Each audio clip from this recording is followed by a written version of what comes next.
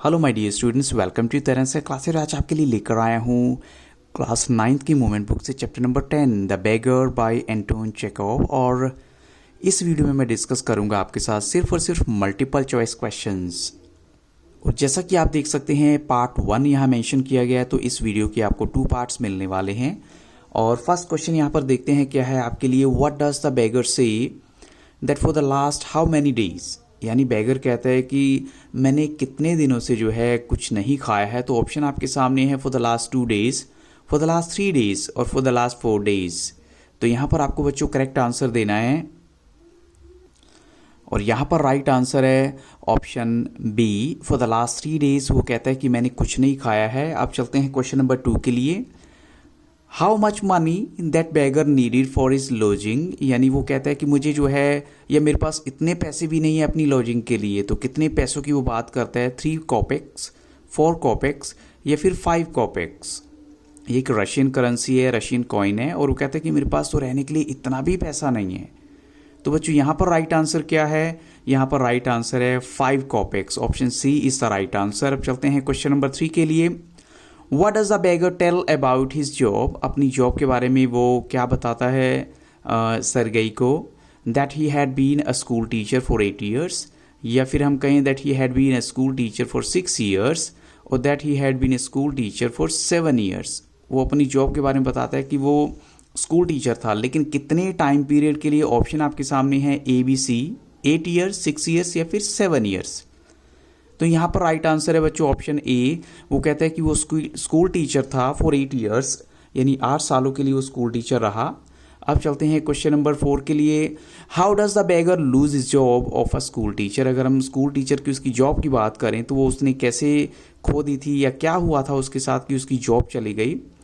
तो वो कहता है कि थ्रू इंट्रीग, यानी कुछ लोगों ने मेरे अगेंस्ट जो है षड्यंत्र किया, या फिर ही गॉट रिटायर्ड, या फिर उसको रिटायरमेंट मिल गई। तो बच्चों यहाँ पर राइट आंसर है ऑप्शन ए। वो कहता है कि थ्रू इंट्रीग जो है, यानी मेरे अगेंस्ट जो है किसी ने कुछ ऐसा कर दिया और मुझे निकाल दिया गया। क्वेश्चन 5 देखिए। For how long had that beggar been jobless, कितने वक्त से जो है वो कहता है कि मैं जॉबलेस हूँ। तो ऑप्शन आपके सामने है फॉर ऑलमोस्ट अ ईयर, या फॉर 2 ईयर्स, या फॉर 3 ईयर्स।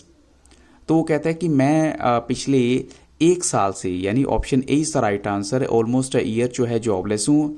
अब चलते हैं क्वेश्चन नंबर 6 के लिए। What was the name of that advocate, यानी उस एडवोकेट का नाम बताइए जिसको वो अपनी सारी बातें बता रहा है। तो ऑप्शन आपके सामने है लश्कॉफ या फिर सरगेई। तो यहाँ पर 2 ही ऑप्शंस आपके सामने हैं और राइट आंसर है यहाँ पर है ऑप्शन बी। उस एडवोकेट का नाम है सरगेई, जिसको सारी की सारी बात बता रहा है। अब चलते हैं क्वेश्चन नंबर 7 के लिए। Which statement is true about the beggar, beggar के बारे में कौन सी स्टेटमेंट बिल्कुल सही है यहाँ पर। तो ऑप्शन आपके सामने है he had drunken eyes, और सेकंड है he was in ragged fawn colored overcoat, और या फिर कहें he had the red spot on either cheek, और या फिर सारे के सारे ऑप्शंस उसके बारे में करेक्ट हैं। तो बच्चों ऑफ कोर्स यहाँ पर सभी ऑप्शंस उसके बारे में करेक्ट हैं। उसकी आंखें ऐसी लगती थी कि जैसे उसने ड्रिंक की हुई है, रैग्ड यानी फटे पुराने से ओवरकोट भी उसने पहना हुआ था फॉन कलर का, या फिर हम कहें कि उसका जो रेड स्पॉट था उसकी चीक पे, उसके गालों पे वो नज़र आता था। तो option D is the right answer for this question. अब चलते हैं क्वेश्चन नंबर 8 के लिए।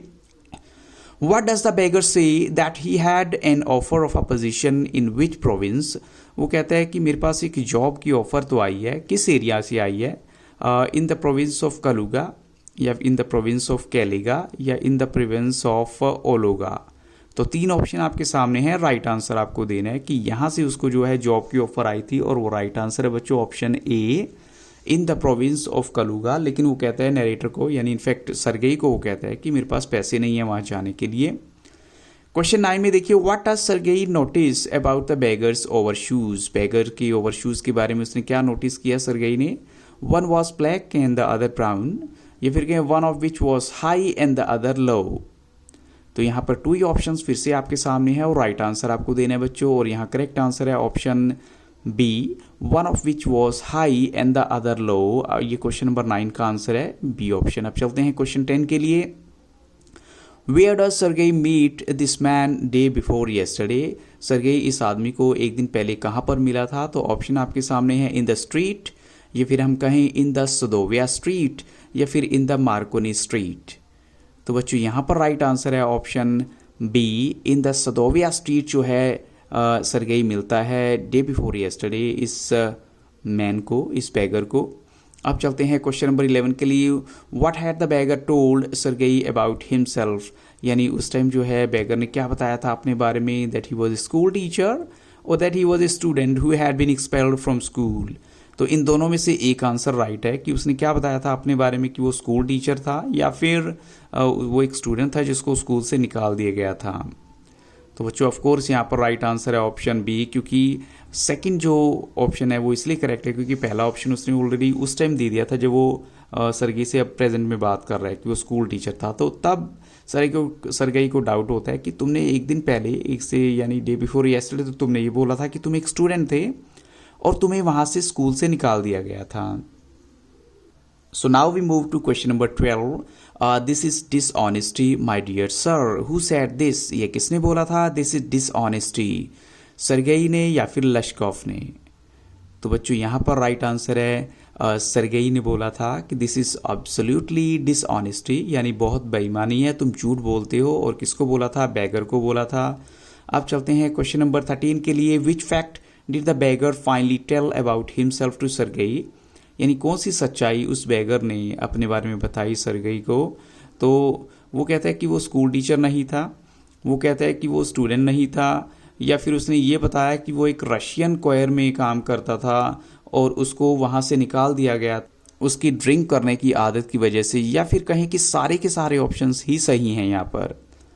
तो बच्चों हम कहेंगे कि उसने सभी बातें बोली थी कि वो स्कूल टीचर भी नहीं था, वो एक स्टूडेंट भी नहीं था, और उसको रशियन कोयर जहाँ वो गाता था वो एक ग्रुप में, उसको सिर्फ उसकी शराब पीने की हैबिट की वजह से निकाल दिया गया था। तो यहाँ पर राइट आंसर है ऑप्शन डी। अब चलते हैं क्वेश्चन 14 के लिए। Why does the beggar say that he needs to tell a lie, beggar ऐसा क्यों कहता है कि उसको हमेशा झूठ बोलने की ज़रूरत पड़ती है। वो कहता है because he has got a habit of it, उसको आदत हो चुकी थी, या फिर because no one will give him anything if he speaks the truth, वो कहता है अगर मैं सच्चाई बोलूँगा तो कोई मुझे जो है कुछ नहीं देगा।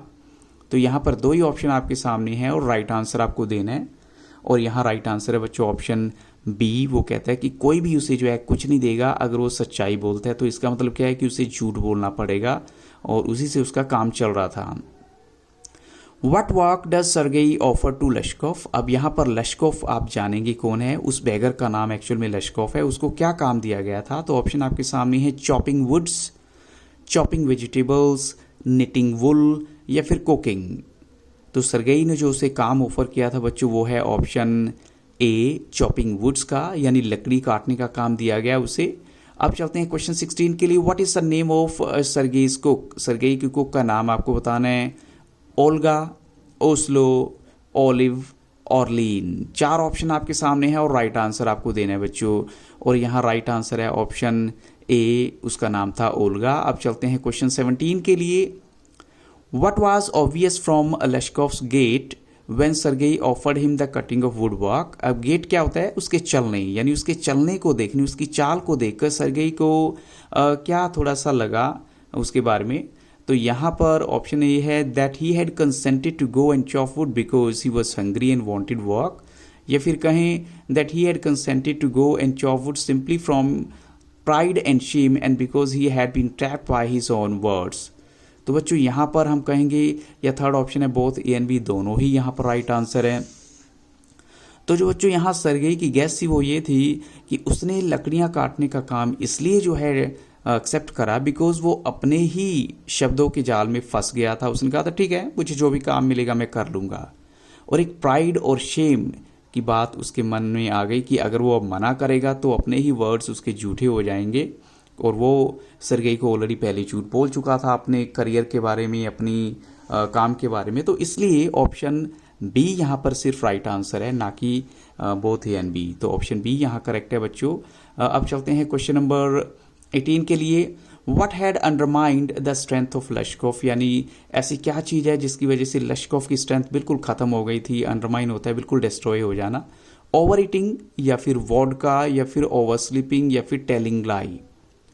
तो ऑफ कोर्स सभी को मालूम है कि लश्कोफ जो है एक ड्रंकर था, तो option B is the right answer. Vodka की वजह से उसकी यह हालत हो गई थी, ड्रिंक करता रहता था, जिसकी वजह से उसकी जो स्ट्रेंथ है वो बिल्कुल ख़त्म हो गई थी। Why did Sergei hurry into the dining room, ऐसी क्या रीज़न है कि हरी किया सरगेई ने, यानी भागा एकदम से डाइनिंग रूम की तरफ। तो from the window he could see the wood shed, या फिर कहें from here he could see what was happening in the yard, और फिर या फिर ये कहें he was feeling hungry so he went to eat something from there, या फिर ऑप्शन ए और बी दोनों यहाँ पर राइट हैं। तो बच्चों यहाँ पर करेक्ट आंसर है ऑप्शन डी, जिसमें ए और बी दोनों ही ऑप्शन करेक्ट हैं कि वो विंडो से देखना चाहता था वुडशेड के बारे में, और यहाँ से वो ये भी देख सकता था कि यार्ड में क्या हो रहा था। तो option D is the right answer. अब चलते हैं क्वेश्चन 20 के लिए। Which statement is true about Olga's behaviour towards Lushkoff. यहाँ ओल्गा के बिहेवियर के बारे में आपको बताना है, जो लश्कोफ को लेकर कौन सी स्टेटमेंट सही है। She glared wrathfully at him, glared होता है गुस्से से देखना, रातफुली मतलब गुस्सा हो गया, ग्लेयर्ड होता है देखना। She shoved him aside with her elbow, और उसको एकदम से अपनी एल्बो से साइड करती है, या फिर दोनों ही बातें यहाँ करेक्ट हैं। तो बच्चों यहाँ पर जो राइट आंसर है वो है ऑप्शन सी, जिसमें दोनों ही बातें आ जाती हैं।